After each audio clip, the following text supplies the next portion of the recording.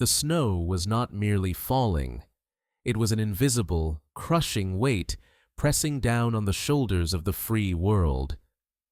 Major Knut Haukelid, his face a mask of frost and determination, felt that weight keenly as he lay motionless in the biting Norwegian wilderness. It was the winter of 1942, a season when hope felt like a distant, forgotten rumor, and the German occupation choked the very breath out of his homeland. Haukelid was not a general, nor a spy in the traditional sense. He was a commando, a saboteur, and a patriot with the terrifying knowledge that the fate of millions might rest on the success of his suicidal mission. His target, the Norsk hydropower plant at Vemork, a colossal industrial fortress nestled deep in the rugged Telemark Mountains. The Vemork facility was a monument to human ingenuity, an imposing concrete structure clinging to a sheer cliff face, powered by the freezing Rjukan waterfall. But its true significance lay not in the electricity it generated, but in the small, heavily guarded annex within its depths, the heavy water concentration plant. Heavy water, or deuterium oxide, was the key. The scientific community whispered of its crucial role as a moderator in nuclear fission, the necessary ingredient to build an atomic weapon. The Nazis, with their frightening efficiency, knew this. Haukelid and his commanders in London knew this. And the simple, horrifying equation was clear. If the heavy water production continued, Hitler would possess the bomb. The war, already a carnival of horrors, would end in a darkness humanity had never conceived. Haukelid adjusted the worn leather strap of his backpack, the cold metal of his Sten gun biting into his gloved hand.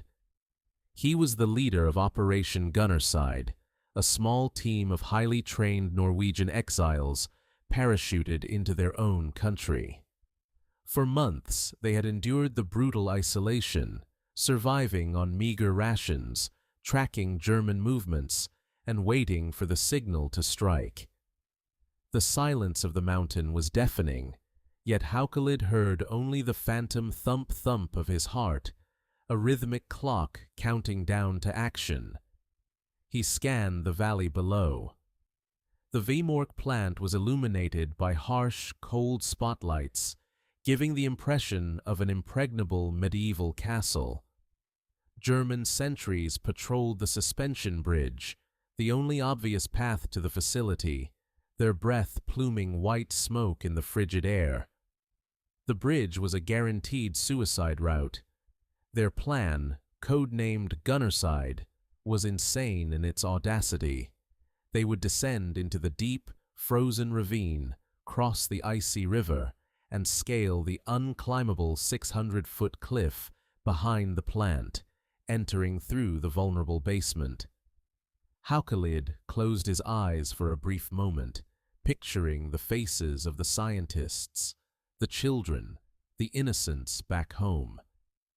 He had been trained to kill, to destroy, but never had he felt such a burden of creation, the creation of a future without this ultimate apocalypse.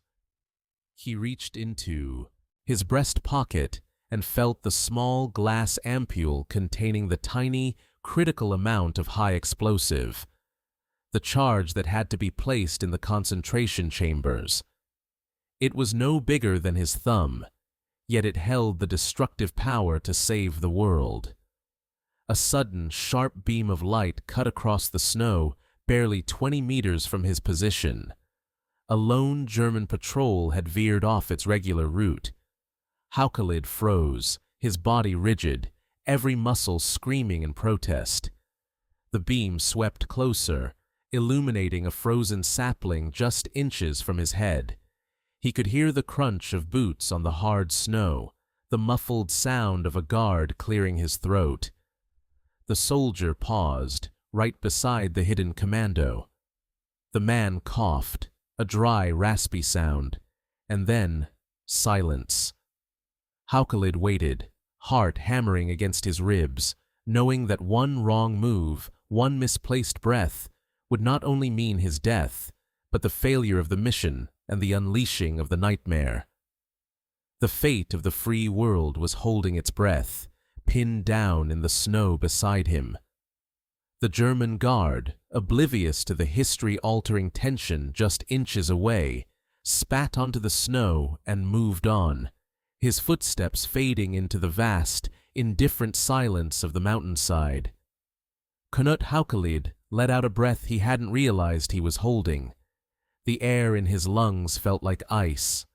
Survival was not victory, it was merely permission to continue the ordeal. He signaled his team, Jens, the explosives expert, Joachim, the radio operator, and Leif, the mountaineer, using barely perceptible hand gestures. They were the Gunnerside team, and their greatest weapon wasn't their Sten guns, but their shared silence and their knowledge of this unforgiving land. The first major obstacle was the Ryukon Gorge. It was a chasm of sheer, icy rock, sliced through by the fast-flowing, partially frozen river. Getting down was agonizing. They moved with the deliberate, exhausting slowness of men carrying not just heavy packs, but the moral weight of the war.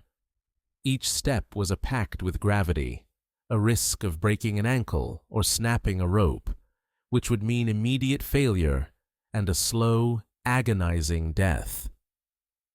As they reached the riverbed, the psychological tension began to wear on them. The spray of the frigid water coated everything in a thin, dangerous sheen of ice. Jens, usually the most stoic, whispered a question to Haukelid, his voice raw. "Knut, are we certain? Is this truly the only way to stop them?" Haukelid knew the question wasn't about the route, it was about the casualty estimates. The intelligence from London suggested the Germans might have 30 or 40 guards inside the concentration annex, and the destruction of the plant would cause untold damage to the surrounding town. "We are certain, Jens," Haukelid replied, his voice firm but quiet. "This is a surgical strike. The plant is isolated. We hit the D-20 tanks and nothing else. And yes," he added, looking towards the massive silhouette of the factory, high above them, "this is the only way." Their greatest challenge now loomed, the climb up the cliff face. The Germans considered this side of the gorge impregnable, leaving only minimal patrol overhead. This was their narrow window, their impossible advantage. Leif, the mountaineer, took the lead. He found fissures invisible to the untrained eye, using ice axes and pitons with the quiet artistry of a man born to the rock. The climb was sheer physical torment, each man hauling himself and his gear up the frozen concrete and rock, his muscles trembling from exhaustion and cold. The sound of their breathing was loud enough to feel dangerous. Halfway up, they heard the distinct roar of a German Junkers 52 transport plane flying high overhead, its engines vibrating the very rock they clung to. They pressed their bodies flat against the cold stone, praying the sound of their pitons scraping wouldn't carry upwards on the wind. It wasn't just the physical exhaustion, it was the psychological burden of being so exposed. Every gust of wind, every scraping sound of their gear felt like a spotlight on their backs. They were fighting not just the Germans, but the elemental fury of the Norwegian winter itself. Finally, after what felt like an eternity, suspended between life and death, they reached the small, snow-covered maintenance pipe leading directly into the basement of the heavy water plant. It was their entry point. As they squeezed, one by one, into the freezing narrow pipe, the air grew thick with the metallic smell of industry and the faint, acrid scent of coal smoke. They were inside the fortress now, exchanging the terrifying openness of the mountain for the terrifying claustrophobia of the German lair. Haukelid was the last to enter. He pulled the thin metal hatch shut behind him, plunging them into absolute, echoing darkness. They were in. The conflict was no longer distant. It was immediately around them, breathing down their necks. They had successfully navigated the wilderness. Now they had to navigate the enemy's heart. The darkness inside the Vemork plant was not a friendly absence of light.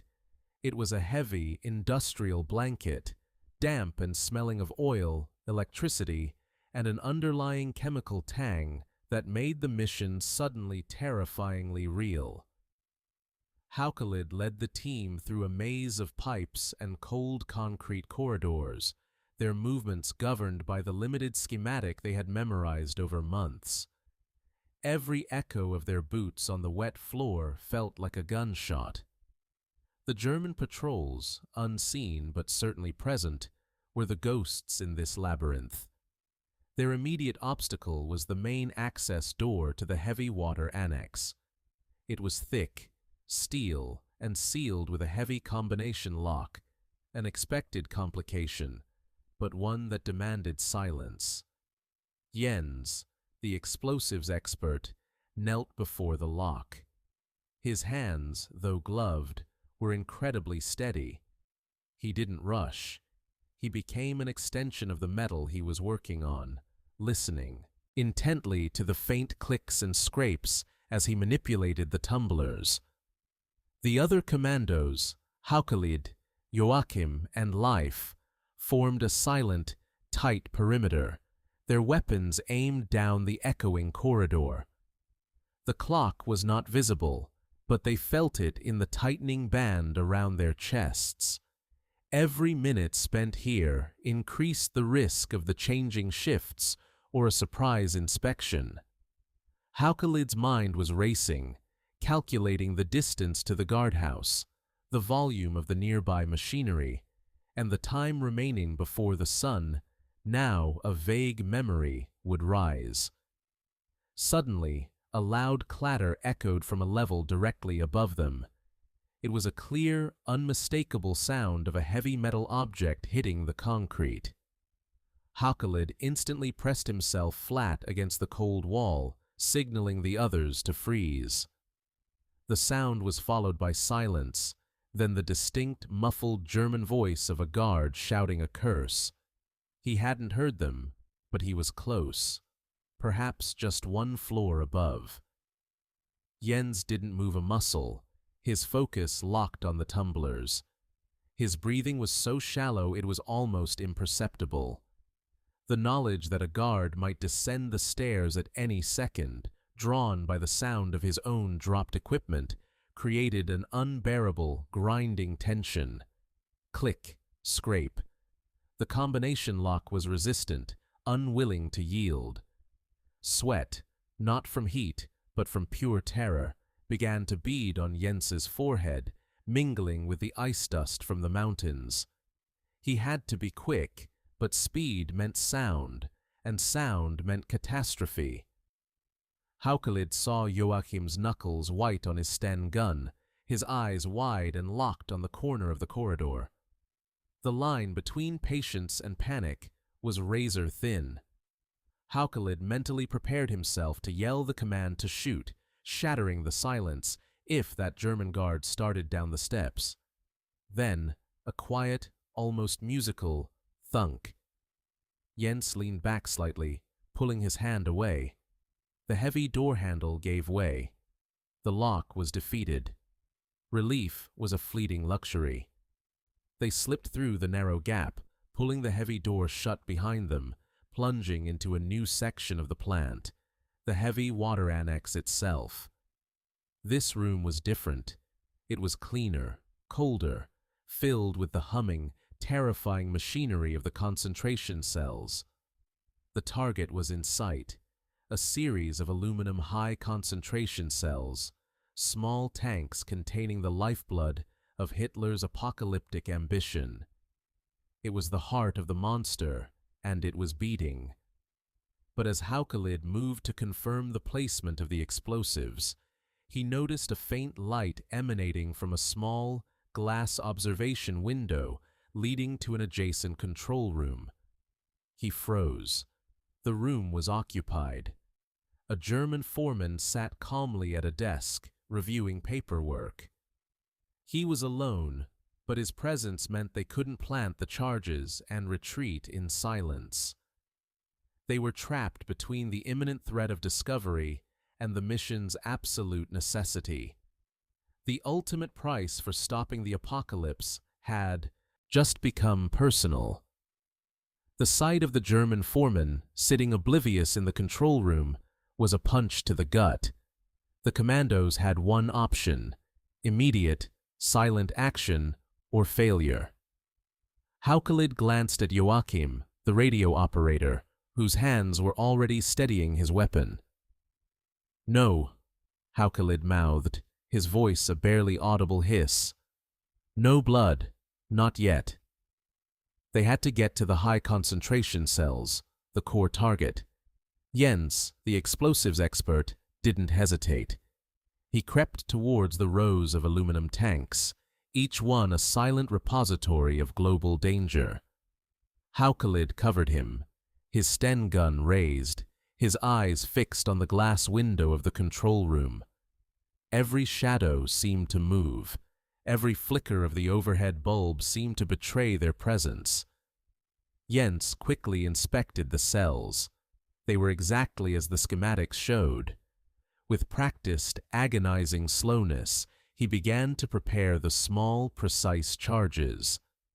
These were not bombs to destroy the plant.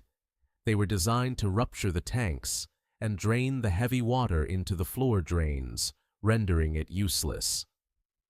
The moment the first charge was secured, the crisis erupted.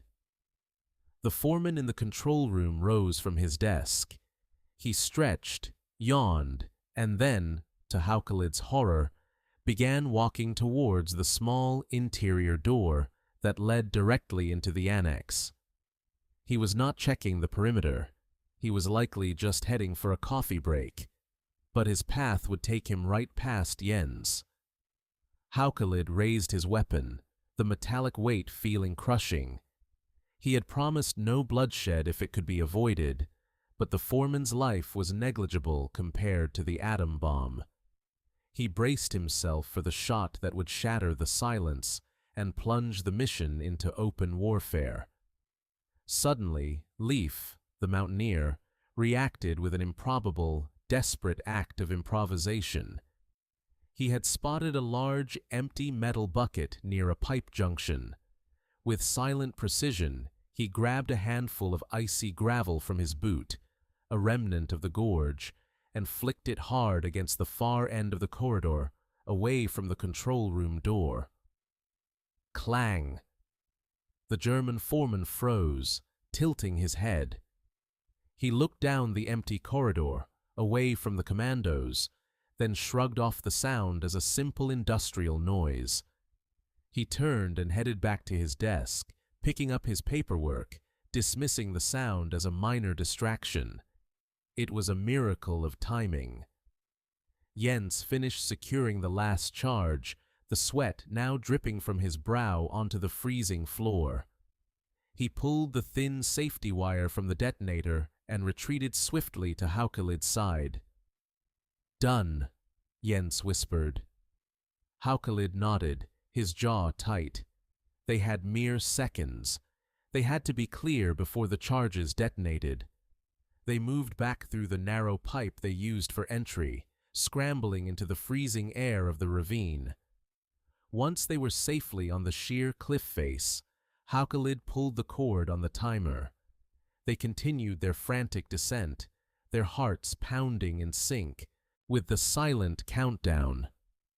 They crossed the river and were scrambling up the opposite bank when the sound arrived. It wasn't the colossal explosion of a military bomb.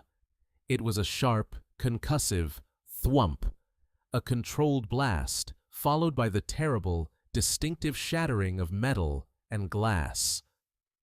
The sound echoed thunderously across the silent valley. Lights flickered on instantly inside the Vemork plant.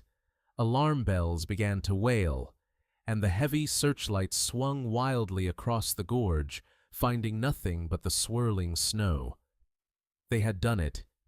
They had bought the world time. The alarm sirens were a shrill, manic cry echoing through the Telemark Mountains, a sound that, paradoxically, brought a strange sense of quiet satisfaction to Haukilid.